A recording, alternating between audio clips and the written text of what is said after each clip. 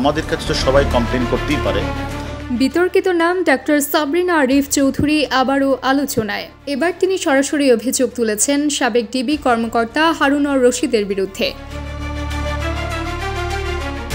সম্প্রতি একটি টেলিভিশন সাক্ষাৎকারে ডাক্তার সাবরিনা বলেন, হারুনুর রশিদ তাকে একাধিকবার ব্যক্তিগতভাবে ফোন করে ডেকেছিলেন, কিন্তু কোনোবারই আনুষ্ঠানিক বা নিয়মতান্ত্রিকভাবে তাকে তলব করা হয়নি। তার ভাষায়, হারুন সাহেব আমাকে 3 বার কল করেছিলেন, কিন্তু সবই ছিল আনঅফিসিয়াল।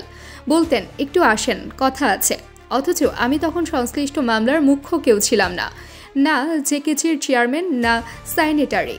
তাহলে আমাকে কেন এমনভাবে ডাকা হচ্ছিল তা স্পষ্ট ছিল না। তিনি আরও বলেন, যখন আমি বাইরে ছিলাম তখনও তিনি ফোন করেছিলেন, তবে আমার পরিবার সবসময় সতর্ক করত, কারণ তার সম্পর্কে নানা গুঞ্জন শোনা যেত। বাবা বারবার বলতেন, ডাকলে কাগজপত্রে ডাকুক, এভাবে নয়। আমি তাই সাড়া দিইনি। ডাক্তার সাবরিনা আরও অভিযোগ করেন, ডিবি হারুন অনেকটা নাটক করতেই পছন্দ করতেন। যেদিন আমাকে ডাকা হলো, দেখলাম সাংবাদিকরা আগে এসে হাজির। তাদের আগে ভাগেই খবর দিয়ে রাখা হয়েছিল।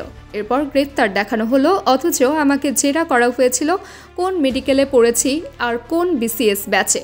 জেল থেকে মুক্তি পাওয়ার পরও নজরদারির অভিযোগ তোলেন সাবরিনা। তার ভাষায়, হারুন আমার একটি বই নিয়ে আপত্তি তুলেছিলেন, বলেছিলেন সেটি সমকামিতার সঙ্গে যুক্ত, অথচ সেই বইয়ের সঙ্গে আমার কোনো সম্পর্কই ছিল না। তিনি বলেন, হারুন যখন ক্ষমতায় ছিলেন তখন কেউ তার বিরুদ্ধে কথা বলার সাহস পেত না। সাংবাদিকরাও তাকে প্রশ্ন করেছিলেন, আপনাকে ঘিরে এত গসিপ কেন? তিনি তখন বলেছিলেন, বড় অপরাধী ধরার জন্যই অনেকে অপছন্দ করে। যদিও আমার নাম বলেননি, কিন্তু আমি বুঝেছিলাম ইঙ্গিতটা আমার দিকেই। সবশেষে সাবরিনা বলেন, সেই সময় ভয় কাজ করত। হারুনের এত প্রভাব ছিল যে কিছু বলা যেত না। এখন তিনি আর ক্ষমতায় নেই, তাই সাহস করে বলছি।